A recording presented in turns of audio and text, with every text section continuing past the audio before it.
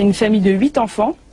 Et mon père, des 8 enfants, c'est le seul qui ne s'est pas marié à l'église. Il a complètement réfuté l'éducation religieuse qu'il a eue. C'était, voilà, ma mère et mon père, quand ils se sont rencontrés, ils étaient... c'était vraiment des petits rebelles et c'était pas du tout possible de se marier à l'église. Aucun de nous trois, parce qu'ils ont eu 3 enfants ensemble, mes parents, aucun de nous trois n'a été baptisé. On n'a pas du tout été élevés dans la religion, alors que mon père, lui, il avait une éducation religieuse. Ma mère, pas du tout. Mes grands-parents maternels, c'est pas du tout des religieux. Pourtant, moi, depuis que je suis toute petite, j'y pense, je lui parle, je prie à ma manière, je me sens reliée à lui, je me sens en connexion, mais sans avoir de dogme précis, sans avoir de religion, sans... Je me rappelle que quand j'allais en vacances chez mes grands-parents paternels, donc la famille plutôt catho, ils m'emmenaient à l'église, je posais beaucoup de questions sur Jésus, etc. Il y avait beaucoup de choses que je ne comprenais pas, parce que vous savez, la Sainte Trinité, c'est un mystère. Donc il y a des choses que je ne comprenais pas, puis qui sont complètement abstraites encore aujourd'hui. Comment penser un seul Dieu, 3 personnes? Ça veut dire que la Trinité est en même temps indivisible et inconfuse. Eh bien, c'est impensable. Indivisible, c'est-à-dire que lorsque le Christ est mort sur la croix, il y avait le Père et l'Esprit Saint. Et en même temps, comment dire, c'est un seul Dieu, 3 personnes, et Saint Augustin lui dit très bien, le Père n'est pas le Fils n'est pas le Père, l'Esprit Saint n'est pas le Père. Enfin, on peut comme ça combiner les 3 personnes divines. Et il est bien évident que quand je dis ça, c'est ça qui est compliqué. Je ne crois pas au trithéisme. Trithéisme, c'est croire en 3 dieux, le Père, le Fils et le Saint-Esprit. Et je ne crois pas non plus au monadisme. Le monadisme, c'est dire, oh, le Père, le Fils et l'Esprit Saint, c'est la même chose. On change, voilà. Mais rationnellement parlant, ben c'est pas possible de comprendre. On ne peut pas maîtriser. Et ça, je l'avoue. Donc en fait, c'est pas que je refusais Dieu, je refusais la religion, mais pas Dieu. Ce qui semble aberrant maintenant, mais je ne pouvais pas m'accrocher à une doctrine religieuse en fait. Ce qui m'a aussi choqué, voilà, moi j'ai une petite sœur qui est décédée à l'âge de 25 ans. J'étais présente quand ça s'est arrivé et ma mère voulait absolument que le prêtre vienne parce que c'est la tradition, il fallait que le prêtre vienne pour bénir le corps. Je suis allée jusqu'au séminaire, aller à côté de l'église, et quand j'ai sonné, bon, au bout d'une demi-heure, le prêtre est enfin descendu. C'était l'heure du repas, je veux bien que c'était le soir. Mais quand je lui ai dit pourquoi je venais, il m'a répondu qu'il n'y avait pas d'urgence. C'est vrai qu'il n'allait pas faire de miracle, il était décédé. Et l'extrême-onction, c'était terminé, c'était une mort brutale, donc pas de problème. Mais le problème, c'est le fait qu'il n'y avait pas urgence parce que elle était décédée. Ben, il y avait urgence peut-être pas pour ma soeur, il y avait urgence pour ma mère. En fait, je crois que c'est le clergé qui m'a un peu rebuté. Donc après, bon, ne connaissant pas du tout l'islam réellement, c'est petit à petit, en fait, à côtoyer en faculté des personnes d'origine, de confession musulmane qui m'a poussé par curiosité, en fait. J'ai essayé de comprendre le comment de la chose. Alors moi je suis d'origine italienne, mes 2 parents sont italiens de la vallée d'Aos, c'est la Savoie italienne, et ils m'ont transmis la foi du charbonnier, leur catholicisme romain, et auquel j'ai adhéré jusqu'à l'âge de 28 ans. Et à l'âge de 28 ans, je me suis converti à l'islam. Pourquoi? Parce que depuis que j'étais gamin, j'avais toujours le sentiment qu'il y avait quelque chose de commun dans les différentes religions. Et à l'âge de 28 ans, je me suis intéressé, j'ai voulu étudier à l'université les différentes religions et j'ai accroché très vite sur l'islam, en l'espace de quelques cours d'islamologie. J'ai décidé de me convertir à l'islam, à la fois parce que j'y ai trouvé nourriture pour le cœur et la raison, pour aller un peu vite, mais aussi parce que je n'ai pas vu de rupture avec ma religion précédente. Pour moi, je considère que l'islam est la suite du judaïsme et du christianisme. Et donc, à partir de là, j'ai rajouté un étage à ma fusée religieuse, mais sans pour autant renier ce que j'étais avant. Sur ma carte d'identité, j'ai 2 prénoms. Je veux dire, si ça pose problème à des gens de m'appeler David, ils peuvent m'appeler Mehdi, ça ne me pose aucun problème, ça pose des problèmes aux autres. Voilà, moi, personnellement, que je m'appelle David ou Mehdi ou Jean-Claude ou Brian, je serai toujours musulman et c'est pas le prénom qui fait la religion, en fait. l'islam, je l'ai rencontré lors d'un voyage en Afrique que je préparais depuis ma plus tendre adolescence. Ma mère, elle m'a dit que j'ai commencé à en parler, je devais avoir 13-14 ans, arrivé au collège. Donc juste après le lycée, j'ai travaillé un truc du genre 6 mois pour me faire de l'argent. Et après, je suis partie vivre en Afrique un petit peu plus d'1 an. Donc je suis arrivée en Afrique au Sénégal. Quand tu entends des lectures du Coran, même si tu ne comprends rien, tu ressens quelque chose de très fort. Et moi, c'est ça en fait qui m'a fait comprendre que je comprenais rien. J'entendais juste des mots, des sons, mais j'avais envie de pleurer. Il y avait quelque chose de fort qui me submergeait, quoi. Tout le monde dit convertir. En fait, c'est reconvertir parce qu'on est tous musulmans. Et ça, après, c'est dans le contexte qu'on devient juif ou alors chrétien, tout ça. Donc là, je me suis reconverti en septembre 2006. J'ai voulu chercher un travail et c'est grâce à une connaissance à mon père que j'ai eu un travail dans un collège. C'était surveillant et j'ai intégré ce collège-là en mars 2006. Il y a une collègue qui est arrivée en septembre qui m'a passé un livre, l'islam pour les enfants. Donc on a échangé nos numéros pendant les travaux administratifs qu'on avait à faire pour la rentrée scolaire. Elle m'a passé le livre, j'ai lu le soir même, je l'ai lu, et au fur et à mesure, je tenais le livre, et puis après, au bout d'une semaine, j'avais plus le livre, c'était toujours les mêmes sourates, mais au début, je pense que tout le monde a commencé avec les mêmes sourates, et donc voilà. Je me suis mis comme ça, grâce à Allah, et au travail au collège musulman.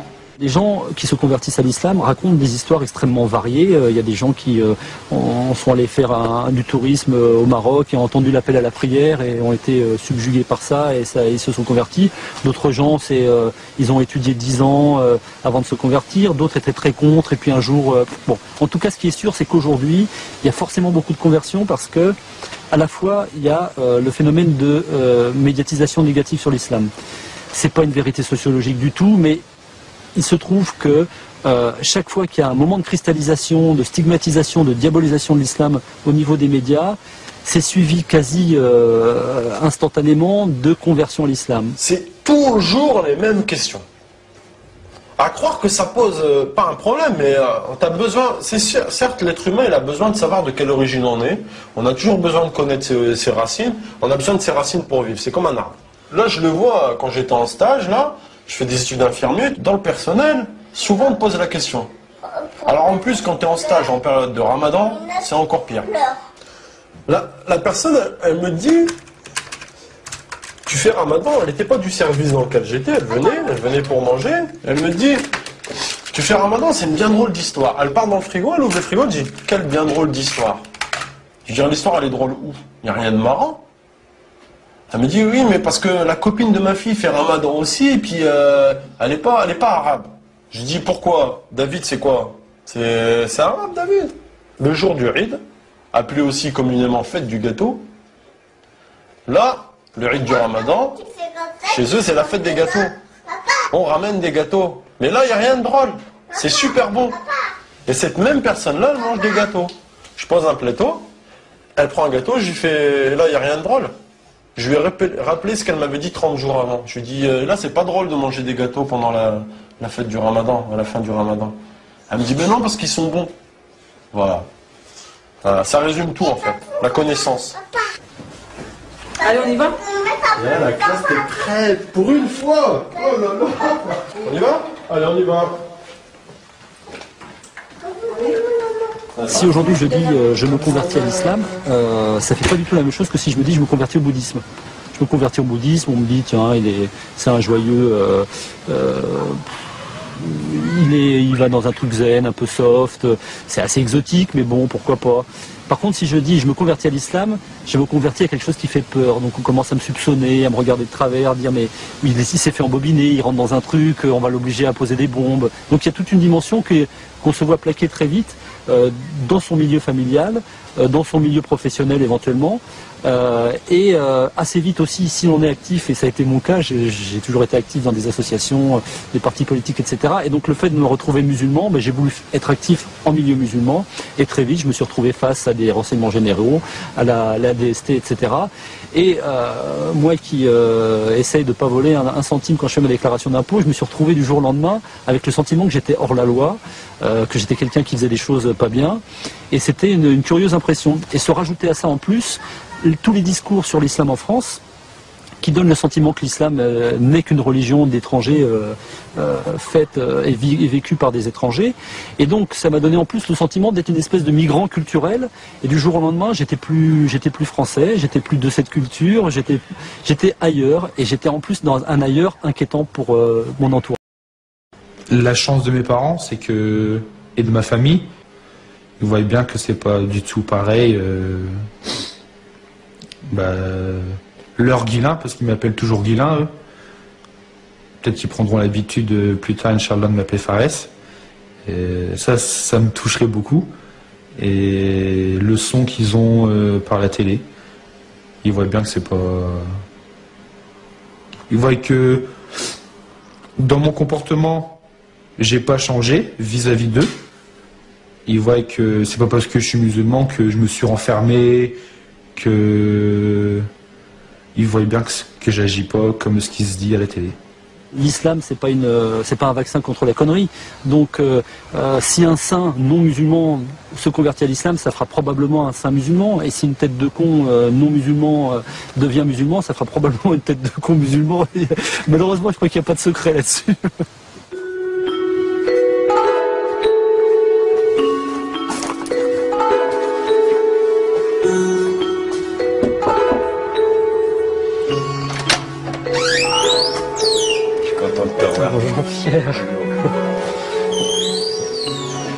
Le premier musulman avec lequel j'ai eu des discussions approfondies, c'était avec toi. D'accord, par la suite, j'en ai rencontré d'autres, si tu veux. Mais ça doit être pour moi également. J'ai une approche, disons, de l'islam qui n'est pas musulmane. Forcément. Mais je n'arriverai pas à avoir un discours confessionnel, personnel, sur le christianisme, sur mes convictions chrétiennes, sans faire référence à ce que m'a apporté l'islam. Disons, le meilleur texte que je connaisse sur le dialogue interreligieux, c'est dans le Coran, c'est dans le Sourate 5, quand il parle, si Dieu l'avait voulu, il aurait fait de vous une seule communauté, mais il a voulu vous éprouver par le don. C'est bien le don qu'il vous a fait. Rivalisez entre vous par le bien, vous retournerez tous vers lui, je crois, et il vous éclairera alors sur vos différends. Je crois que c'est la charte même du dialogue interreligieux. Quand j'ai choisi de me convertir à l'islam, bon, j'ai vécu tout un ensemble de tensions, je t'en ai parlé à plusieurs reprises, avec ma famille, ça n'a pas été très aisé à gérer, notamment avec mes parents qui n'ont pas compris ce basculement vers l'islam. Mon père me disait, si tu veux être religieux, fais-toi curé, mais tu n'as pas besoin de devenir musulman et de changer de religion. Et là, les copains ont joué un rôle, les amis musulmans ont joué un rôle très important pour me permettre justement de cadrer cette relation et de gérer cette tension. Et les amis musulmans du quartier me disaient, si tes parents, si ta famille te demande de faire des concessions, même dans certains éléments de ta pratique religieuse, il ne faut pas hésiter à le faire pour préserver cette relation qui est plus importante que tout. Au début, ça m'avait vachement interpellé, quoi.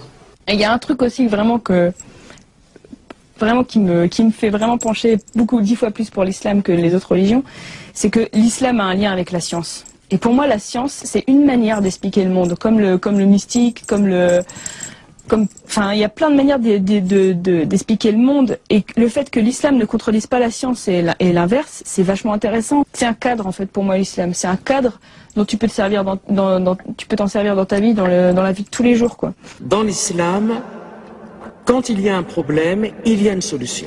On peut trouver donc une solution à travers le Coran, à travers les hadiths, à travers la tradition. On peut trouver une solution. Je peux comprendre effectivement que on puisse se tourner vers l'islam, car par la rationalité, il y a peut-être une plus grande clarté, une plus grande simplicité, si vous voulez.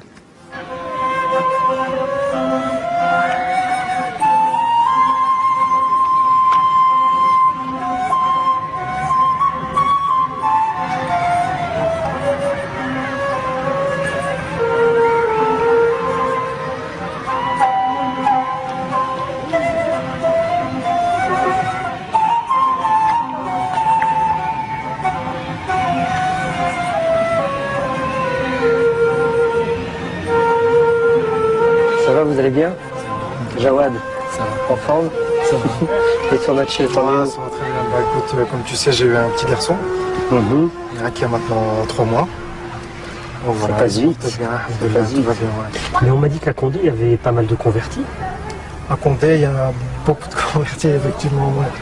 Il y en a, on va dire, de plus en plus même. Hein. Ouais, ça se fait peut-être allez, je vais dire qu'il y en a une vingtaine peut-être. Mais qu'est-ce qui fait que dans un petit patelin comme ça, on a autant de convertis? Il se passe tellement de choses sombres, que quand on commence à entendre parler de ce qu'est vraiment l'islam, hein, là on a peut-être envie justement de se lancer dans l'islam parce que on se dit que pour finir, c'est vraiment une hygiène de vie, c'est vraiment quelque chose qui pourrait entre guillemets nous cadrer, quoi. Et je pense que les jeunes ont besoin de ça. Vous ne pensez pas que le converti a l'obligation quelque part de prendre certains traits culturels au péril d'être Alors voilà, rejeté c'est des fois malgré lui qu'il va devoir entre guillemets s'intégrer. Toi, dans ton cas, comment tu vis la chose? Moi, franchement, je vais pas te mentir, ça s'arrêtait juste à la shorba ou à la hirra de Ramadan, quoi, des soirs de Ramadan. Mais sinon, franchement, non, je me sens ni marocain, ni algérien, ni tunisien. J'ai vraiment, tout simplement, j'ai vraiment l'impression d'être un Français à part entière, content d'être Français et tout simplement musulman, quoi. Je veux dire, voilà, quoi. Ouais, mais t'as quand même fait ma le femme, choix, ma femme moi, en tout cas, voilà. de prendre une conjointe Exactement. qui est d'origine maghrébine. Ouais. Dans ton cas, moi, ma femme, elle est venue directement du Maroc. Ouais, moi, ma femme est d'ici. Je trouve que c'est dur déjà parce que tu te retrouves un petit peu entre deux communautés au départ, puisque au départ, un converti avec un parcours classique, on va dire, est plus ou moins rejeté par sa famille dans un premier temps, qui va pas forcément comprendre ce nouveau choix, cette nouvelle orientation religieuse. Donc toi, tu te dis que pour finir, il y a une deuxième communauté qui m'attend et qui va m'accueillir. Et puis il y a des moments où tu tombes de haut, mais voilà. Moi, je me suis marié récemment. On n'a pas la même configuration culturelle. Moi, je suis du sud, elle est du nord. Ah, attention, attention. T'as entendu la phrase qu'il a dit? On n'a pas la même configuration culturelle.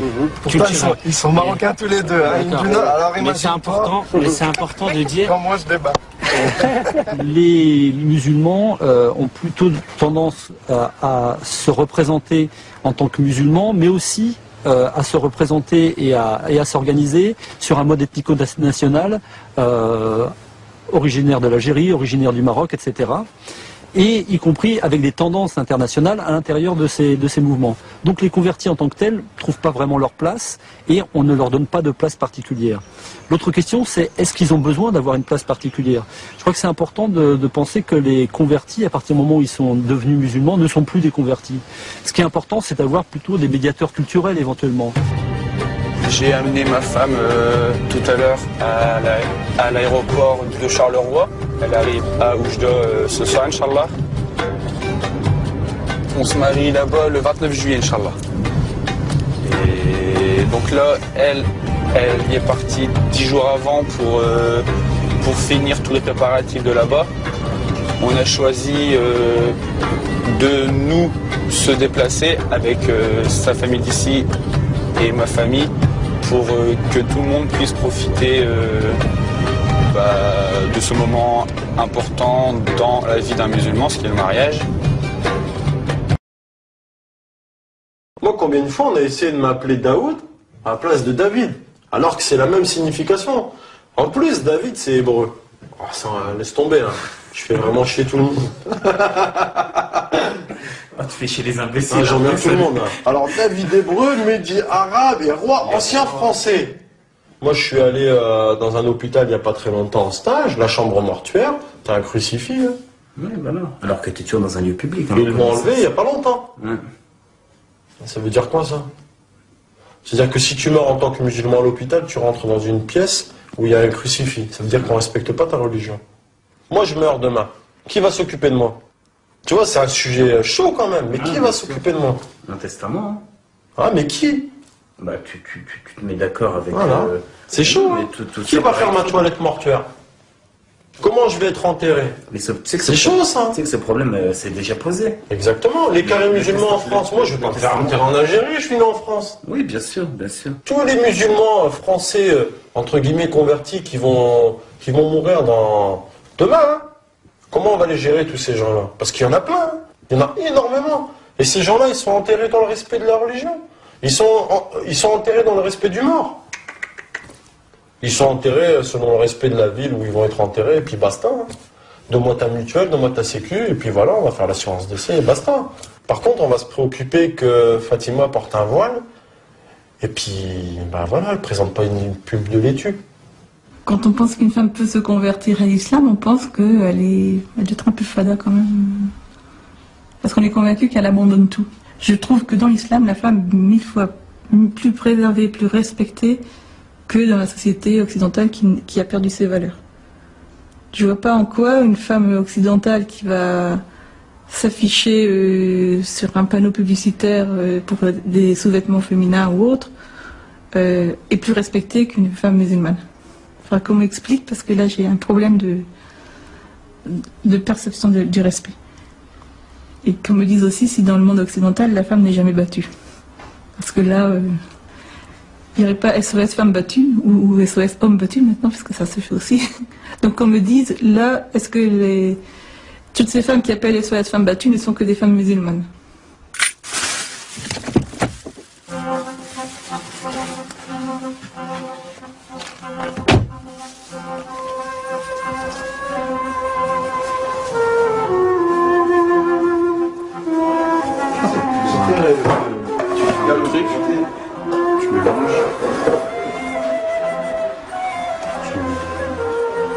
Pas plus? Non, c'est bon.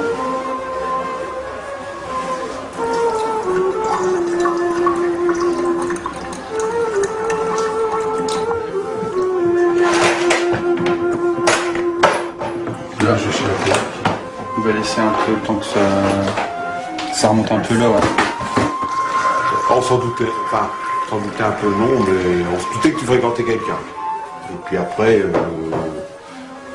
moi ça m'a pas trop choqué, mais il n'a pas annoncé à sa mère tout de suite. Hein. Mais on ne pensait pas qu'il y avait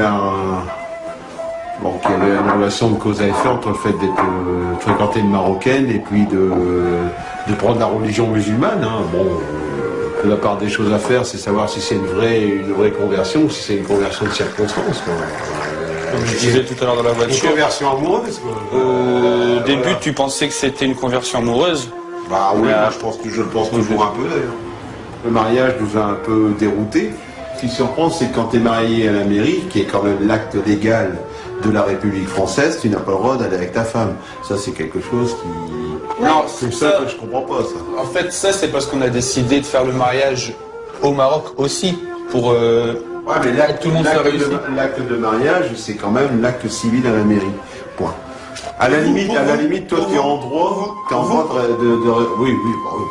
Nous, l'acte de mariage, c'est le mariage religieux, c'est pas le mariage civil. C'est pour ça que maintenant, on n'habite pas encore à deux. C'est après le Maroc, quand on reviendra, qu'on vivra à deux. Bon, nous, tout ce qu'on souhaite, c'est que ça ne soit pas une entrave à la vie familiale, quoi, parce que ça aussi, quand même, ça pose des soucis sur le plan familial. De quoi? La famille, c'est important. Oui, c'est important, mais il faut que ça soit important des deux côtés. Bah ouais. Si c'est important des deux côtés, moi j'ai fait connaissance avec tes beaux-parents et puis tes beaux-frères et des sœurs. Oui, ça se passe très bien. Oui. Ça se passe très bien. Tout ce que je demande, c'est que quand il y aura les enfants, j'aurai...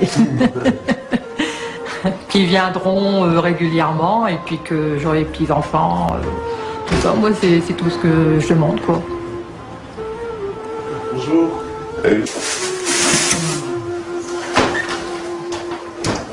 Vas-y, c'est top. Bah non, bah c'est pas. Bah si. Et t'as demandé à Pépé pour le lundi? Le repas? Non. Bah moi, je vais te dire que je suis pas tenté, moi, vu que... Mais je te dis, c'est beaucoup de Coran. Ah, bah ouais, justement. Moi, ça me dérange pas, mais moi, je vais pas... Et toi, Pépé? De quoi? Tu vas aller au Coran? Non, c'est pas ça, c'est pas aller au Coran, n'importe quoi.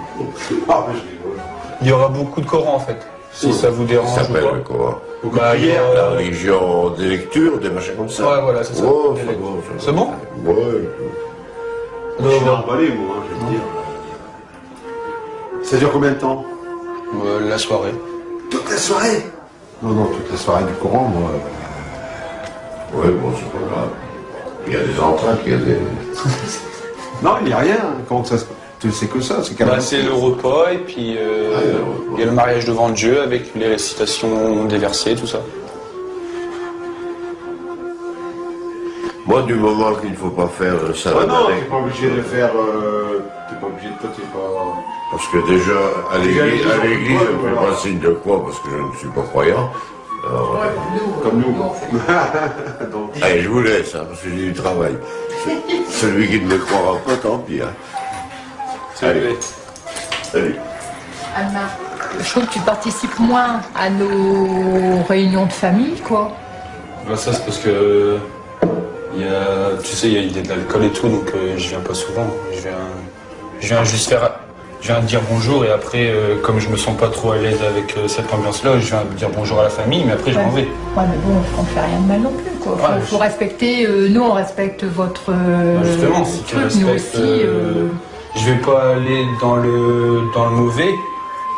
Ouais, mais bon, comme t'en vois pas... Ouais, mais même si je me sens pas bien. Bon, je monte maman, je prie. On a un peu de mal à comprendre, et puis je vois bien, des fois, si on y pose un peu trop de questions, des fois, c'est pas qu'il mord, mais bon, des fois, il réagit un peu sec, quoi. Chez nous, c'est pas qu'on est con, c'est qu'on essaie de comprendre, quoi, c'est tout. Au niveau du cercle d'amis, de par l'ignorance des gens, j'ai eu beaucoup de « Ah, fais attention, ah bon, un musulman, mais c'est quoi ?» En fait, les amis sont curieux, ils sont méfiants, mais quand même curieux. Mais la famille, j'ai l'impression que c'est plus tabou, mine de rien, en famille. C'est plus, bon bah voilà, on le sait, mais est-ce qu'on va aller chercher le sujet? Est-ce qu'on va aller la chercher sur ce sujet? Pas forcément, quoi. La famille, en fin de compte, elle est un peu plus... C'est comme si elle voulait pas changer l'image qu'elle avait de toi, quoi. Il y a des personnes qui voient plus du tout leur famille. Ils se sont mariés avec leur mari, et leur famille, maintenant, c'est la famille de leur mari. Et ils ont plus leur famille. Mais ça, c'est vraiment triste, parce que dans l'islam, il y a un truc hyper important, c'est qu'on n'a pas le droit de renier nos parents. On doit, quoi qu'il arrive, être bien avec nos parents. Enfin, moi, je me rappelle qu'à la mosquée, les gens nous ont déjà dit, vous les convertis, si vos parents ils fêtent Noël, pourtant Noël, c'est pas une fête musulmane, allez-y. Allez-y, parce que Noël c'est une fête importante, c'est leur fête à eux. Même si voilà, c'est la naissance de Jésus et que Jésus c'est pas notre prophète et c'est un prophète et qu'on le vénère pas, c'est la fête de notre parent. Il y a les enfants qui viennent, il y a les cousins, les cousines, et c'est très important. Et moi Noël, je suis hyper contente d'aller à Noël chez ma mère, même si j'y mets pas la même intention. Mais je suis très contente parce que c'est une fête. Et ma mère elle est contente, j'y vais, c'est un moment familial et c'est important de ne pas décevoir ses parents. Mais c'est vrai que quand on est converti, on doit jongler entre ne pas décevoir ses parents et être en accord avec sa religion et continuer à être sincère dans les deux camps. Et c'est ça que c'est pas facile, ça.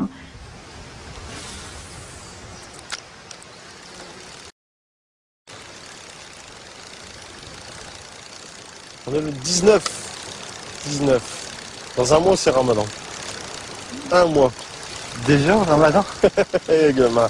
Ça fait déjà un an déjà. Hein. Ah, ça passe vite. Hein. Il y a déjà 15 ans que tu fais Ramadan. Ouais. Et le pèlerinage alors? Pèlerinage. Bah, tu sais qu'avant de me marier, j'envisageais de le faire en fait. Moi, je veux dire franchement, cette idée, bah, j'en ai reparlé en plus avec ma femme il n'y a pas longtemps là. La Umrah.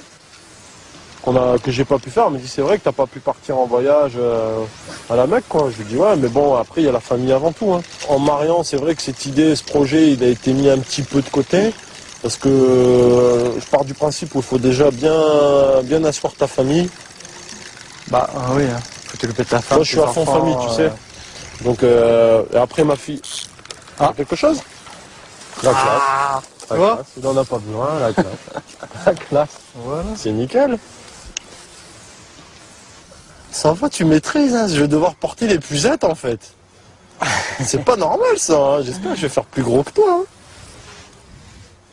Alors on n'a pas de chiffres concernant les conversions en France parce que évidemment c'est interdit de recenser les gens sur religion en France, mais il y a une estimation très ancienne, un chiffre de 50 000 convertis qui traînent depuis très longtemps.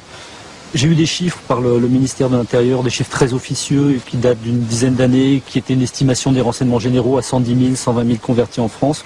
C'est difficile de savoir.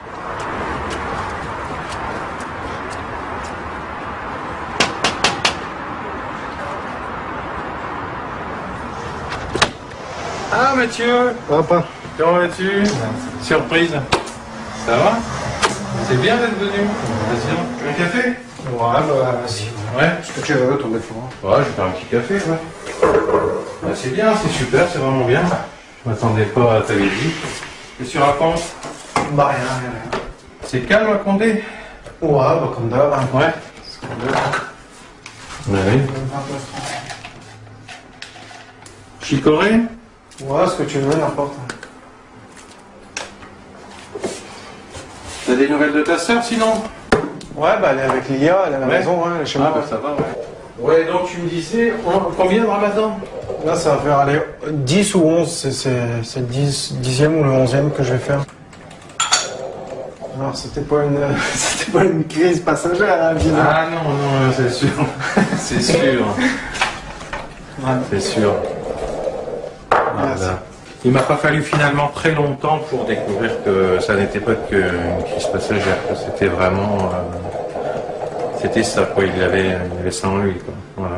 J'avais quelques doutes parce que il était déjà très souvent avec ses petits copains donc, de la cité Saint-Pierre à Condé, donc avec tous ces petits copains donc, marocains, enfin d'origine marocaine, algérienne, tunisienne et autres.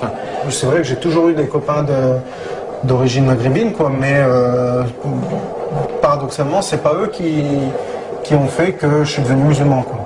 Franchement. Oui, donc ensuite j'ai effectivement appris de façon officielle qu'il fréquentait la mosquée, ça je l'ai appris, donc bon là je me suis dit ok là c'est bon, là ça y est. Mais bon c'est sûr qu'au début ça secoue, quoi, ça interpelle, c'est le moins qu'on puisse dire.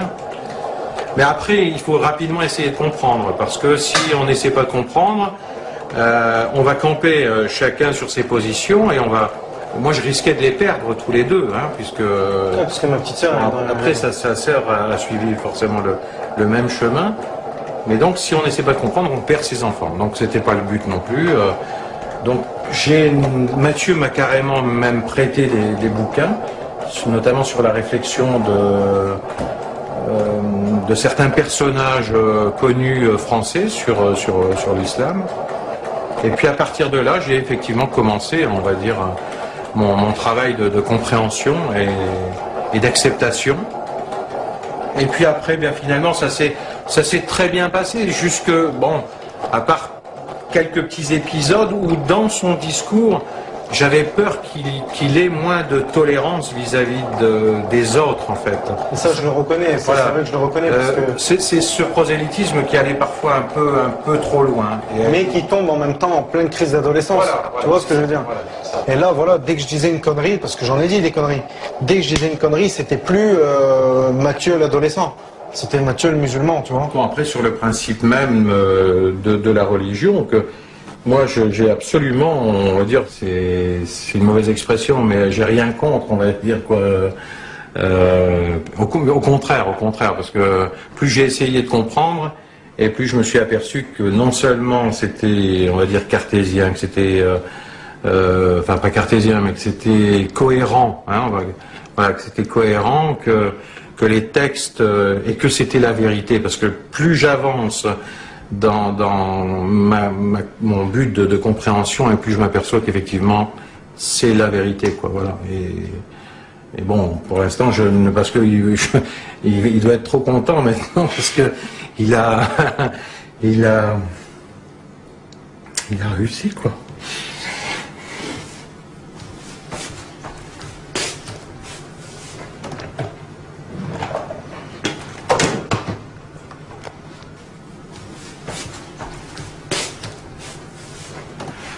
C'est à la lecture des textes, ça reflète certainement ce que j'aurais dû chercher peut-être toute mon existence, en fait.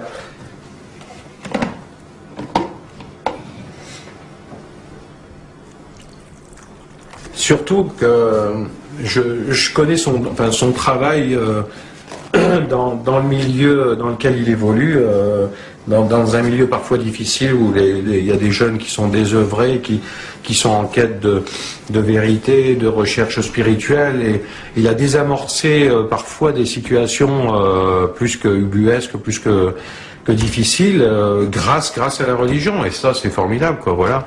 Donc là il n'y a rien à dire, quoi, c'est du respect, hein. Moi il m'a fallu attendre 53 ans pour...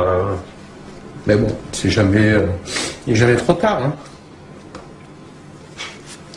Ben ouais, c'est comme ça. Rien de tard.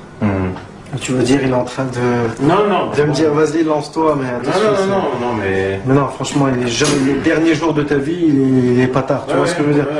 Tu aurais 100 ans et tu te dis, voilà, c'est maintenant, c'est maintenant, tu vois. Il n'est jamais tard.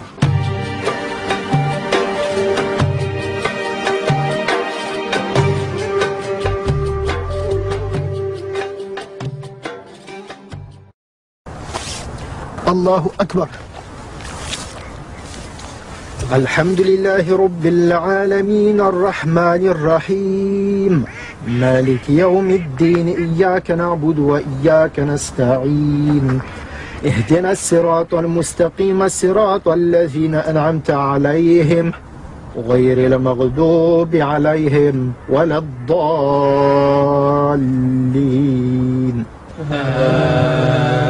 آمين. بسم الله الرحمن الرحيم والتين والزيتون وطور سينين وهذا البلد الأمين لقد خلقنا الإنسان في أحسن تقويم ثم رددناه أسفل سافلين إلا الذين آمنوا وعملوا الصالحات فلهم أجر غير ممنون فما يكذبك بعد بالدين.